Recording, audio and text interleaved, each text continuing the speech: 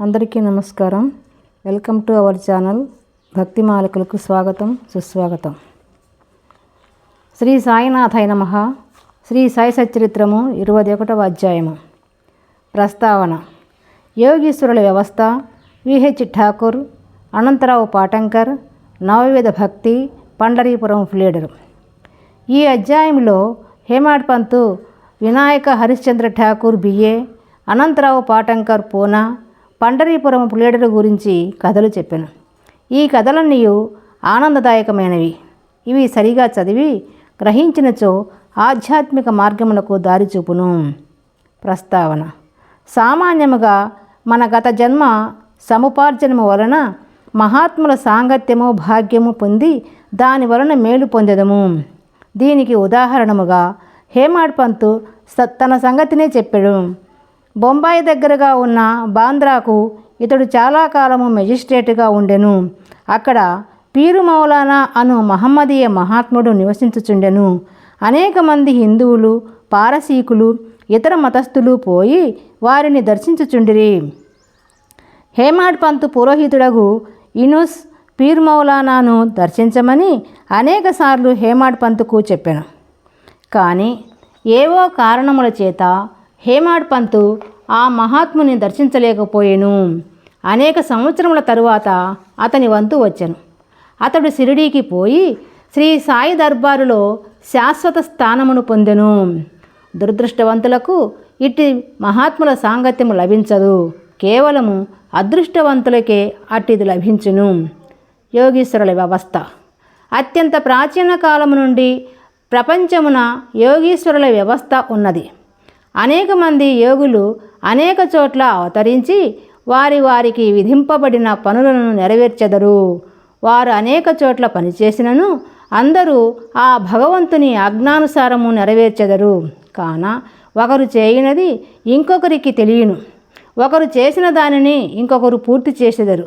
దీనిని బోధించుటకు ఒక ఉదాహరణము ఈ దిగువ కలదు. విహెచ్ ఠాకూర్. వీరు రెవెన్యూ శాఖలో గుమస్తాగా ఉండిరి. ఆయన ఒకానొకప్పుడు బెలగాం సమీపమందలి వడ్గాం అను పట్టణమున ఒక సర్వే పార్టీతో వచ్చాను. అక్కడ అప్ప అను కన్నడ యోగిని దర్శించి వారి పాదములకు నమస్కరించెను. ఆ యోగి నిశ్చలదాసు రచించిన విచారసాగరము అను వేదాంత గ్రంథమును సభలో ఉన్న వారికి బోధించుచుండెను. ఠాకూర్ పోవునప్పుడు వారి సెలవు కోరగా వారిట్లు చెప్పిరి, ఈ పుస్తకమును నీవు చదవవలను. నీవట్లు చేసినచో నీ కోరికలు నెరవేరును. ముందు ముందు నీ ఉద్యోగమునకు సంబంధించిన పని మీద ఉత్తర దిక్కునకు పోయినప్పుడు నీ అదృష్టవశమున నీకొక గొప్ప మహాత్ముని దర్శనము కలుగును. వారు నీ భవిష్యత్తుకు మార్గమును చూపెదరు. నీ మనసునకు శాంతి ఆనందములు కలుగజేసెదరు.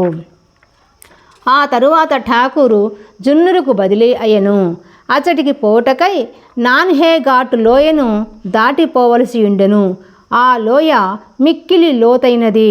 దానిని దాటుట చాలా కష్టము. దానిని దాటకు ఎనుబోతు తప్ప ఇతర మేదియు ఉపయోగించరు. కావున ఎనుబోతుపై లోయను దాటుటచే అతనికి బాధ కలిగెను. అచ్చటి నుండి కళ్యాణ్కు పెద్ద ఉద్యోగంపై బదిలీ అయ్యెను. అచట నానాసాహెబ్ చాందోర్కర్తో పరిచయము కలిగెను. ఆయన వలన సాయిబాబా గూర్చి అనేక సంగతులు తెలుసుకొని వారిని దర్శింపకాంక్షించెను. ఆ మరుసటి దినమే నానాసాహెబు షిరిడీ పోవుటకు నిశ్చయించుకొనెను. కావున ఠాకూరును కూడా తనతో రమ్మని అడిగాను. ఠాకూర్ తనకు ఠానాలో సివిల్ కేసుండుటచే రాలేనని చెప్పాను. అందుచే నానాసాహెబు ఒక్కడే వెళ్ళెను. ఠాకూరు ఠానాకు వెళ్ళెను. కానీ అచట కేసు వాయిదా పడెను. అతడు నానాసాహెబు వెంట షిరిడీకి వెళ్ళకపోవుటచే మిక్కిలి పశ్చాత్తాపపడెను. అయినప్పటికీ షిరిడీ వెళ్ళెను. అంతకు ముందు రోజే నానాసాహెబు షిరిడీ విడిచిపెట్టినని తెలిసెను. ఇతర స్నేహితులు కొందరు అక్కడ కలిసిరి. వారు ఠాకూరును బాబా వద్దకు తీసుకొని పోయిరి. అతడు బాబాను చూచి వారి పాదములకు నమస్కరించి మిక్కిలి సంతసించెను. అతని కండ్లు ఆనంద భాష్పములచే నిండెను. వడలు గగురు పొడిచెను. కొంతసేపటికి సర్వజ్ఞుడగు బాబా ఇట్లనెను, ఇచ్చటి మార్గము అప్పా బోధించు నీతులంత సులభము కాదు. నాన్హే ఘాటులో ఎనుబోతు పైన సవారీ చేయుట కంటే కష్టము. ఈ ఆధ్యాత్మ మార్గము మిగుల కఠినమైనది. దీనికి ఎంతో కృషి అవసరము. ఠాకూరుకొక్కనికే అర్థమగు ఆ మాటలు వినగానే అతడు అమితానంద పరవశుడయ్యను. కన్నడ యోగి చెప్పిన మాటలు యథార్థములని గ్రహించెను. 2 చేతులు జోడించి బాబా పాదములపై శిరస్సును పెట్టి తనను స్వీకరించి ఆశీర్వదించవలనని ప్రార్థించెను. అప్పుడు బాబా ఇట్లనెను, అప్పా చెప్పినదంతయు నిజమే, కానీ అవన్నీ అభ్యసించి ఆచరణలో పెట్టవలెను. ఊరకనే గ్రంథములు చదువుట వలన ప్రయోజనము లేదు. నీవు చదివిన విషయమును గూర్చి జాగ్రత్తగా విచారించి అర్థము చేసుకొని ఆచరణలో పెట్టవలను. లేనిచో ప్రయోజనము లేదు. గురువు అనుగ్రహము లేని ఉత్త పుస్తక జ్ఞానము నిష్ప్రయోజనము. విచారసాగరములోని సిద్ధాంత భాగమాతడు చదివి ఉండెను, కానీ ఆచరణను షిరిడీలో నేర్చెను. ఈ దిగువ చెప్పిన ఇంకొక కథ కూడా ఈ సత్యమును బలపరచును. అనంతరావు పాటంకర్ అను పూనా పెద్ద మనుషుడు ఒకడు బాబాను చూడగోరెను. షిరిడీకి వచ్చి బాబా దర్శనము చేసెను.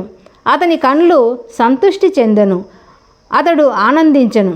అతడు బాబా పాదములపై పడి తగు విధముగా పూజించి పిమ్మట బాబాతో ఇట్లనెను, నేనెక్కువగా చదివి తిని, వేదములను వేదాంతములను చదివి తిని, 18 పురాణములు వింటిని. నా మనసునకు శాంతి కలుగొట్టలేదు కనుక నా పుస్తక జ్ఞానమంతయు నిష్ప్రయోజనము.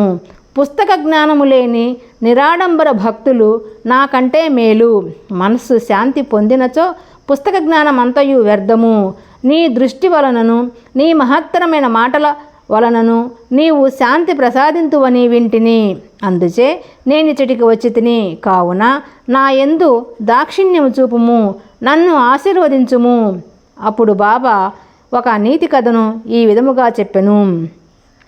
నవవిధ భక్తి 9 ఉండల గుర్రపులద్ది నీతి కథ. ఒకనాడొక వర్తకుడు ఇక్కడికి వచ్చెను. అతని ముందు ఒక ఆడగుర్రము లద్ది వేసెను. అది 9 ఉండలుగా పడెను. జిజ్ఞాసు అయిన ఆ వర్తకుడు పంచకొంగు సాచి 9 ఉండలను అందులో పెట్టుకొనెను. ఇట్లు అతడు మనస్సును కేంద్రీకరించగలిగెను. ఈ మాటల అర్థమును పాటంకర్ గ్రహించలేకుండెను. అందుచే అతడు గణేష దామోదర్ ఉరఫ్ దాదా కేల్కరునిట్లు అడిగెను, ఆ మాటలలో బాబా ఉద్దేశమేమి? కేల్కర్ ఇట్లు జవాబు ఇచ్చెను, నాకు కూడా బాబా చెప్పినదంతయు తెలియదు, కానీ వారి ప్రేరణ ప్రకారము నాకు తోచినది నేను చెప్పెదను. ఆడగుర్రమనగా ఇచ్చట భగవంతుని అనుగ్రహము, 9 ఉండల లద్ది అనగా నవవిధ భక్తులు అని. అవి ఏమనా 1 శ్రవణము వినుట, 2 కీర్తనము, 3 స్మరణము, 4 పాదసేవనము, 5 అర్చనము, 6 నమస్కారము, 7 ధ్యానము, 8 సఖ్యత్వము, 9 ఆత్మనివేదనము. ఇవి నవవిధ భక్తులు. వీనిలో ఏదైనా ఒక మార్గమును హృదయపూర్వకముగా అనుసరించిన ఎడల భగవంతుడు సంతుష్టి చెందును. భక్తుని గృహమందు ప్రత్యక్షమగును. భక్తి లేని సాధనములన్నీయు అనగా జపము, తపము, యోగము, ఆధ్యాత్మిక గ్రంథముల పారాయణ, వానిలోని సంగతులను ఇతరులకు బోధించుట మొదలనవి నిష్ప్రయోజనము. భక్తియే లేనిచో వేదములలోని జ్ఞానము, జ్ఞానియను గొప్ప ప్రఖ్యాతి నామమాత్రములకే చేయు భజన ఇవన్నీ వ్యర్థము. కావలసినది ప్రేమాస్పదమైన భక్తి మాత్రమే. నీవు కూడా ఆ వర్తకుడు అనుకొనుము, లేదా సత్యమును తెలుసుకొనుటకు ప్రయత్నించుచున్న వ్యక్తి అనుకొనుము. వాని వలె నవవిధ భక్తులను ప్రోగు చేయుము, ఆతురతతో నుండుము. వాని వలె నవవిధ భక్తులను ఆచరణలో పెట్టుటకు సిద్ధముగా ఉండుము. అప్పుడే నీకు మనస్థైర్యము, శాంతి కలుగును. ఆ మరుసటి దినము పాటంకర్ బాబాకు నమస్కరించుటకు పోగా 9 గుర్రపు లద్ది ఉండలను ప్రోగు చేసితివా లేదా అని ప్రశ్నించెను. అతడు తాను నిస్సహాయుడననియు బాబా అనుగ్రహముచే మాత్రమే వానిని సులభముగా ప్రోగు చేయవచ్చునను. అప్పుడు బాబా శాంతి క్షేమములు కలుగునని ఆశీర్వదించెను. పాటంకర్ అపరిమితానంద భరితుడయ్యెను. పండరీపురము ప్లీడరు. ఒక చిన్న కథతో ఈ అధ్యాయమును ముగించెదము. ఈ కథ బాబా సర్వజ్ఞుడని తెలుపును. ప్రజలను సరియైన మార్గమున పెట్టుటకు, వారి తప్పులను సవరించుటకు బాబా సర్వజ్ఞత్వమును ఉపయోగించుచుండెను. ఒకనాడు పండరీపురము నుండి ఒక ప్లీడరు వచ్చెను. అతడు మసీదుకు పోయి సాయిబాబాను దర్శించెను. వారి పాదములకు నమస్కరించెను. అడగకుండానే దక్షిణ ఇచ్చెను. జరుగుచున్న సంభాషణలు వినుటకు ఒక మూల కూర్చుండెను. బాబా అతని వైపు ముఖము తిప్పి ఇట్లనెను, ప్రజలెంత టక్కరులు, వారు పాదములపై పడెదరు, దక్షిణనిచ్చెదరు, కానీ చాటుగా నిందించెదరు. ఇది చిత్రము కాదా? ఆ మాటలు ప్లీడరకు సూటిగా తగిలినవి. ఎవరికీ బాబా మాటలలోని అంతరార్థము బోధపడలేదు. ప్లీడరు మాత్రము గ్రహించెను, కానీ అక్కడ ఏమీ మాట్లాడలేదు.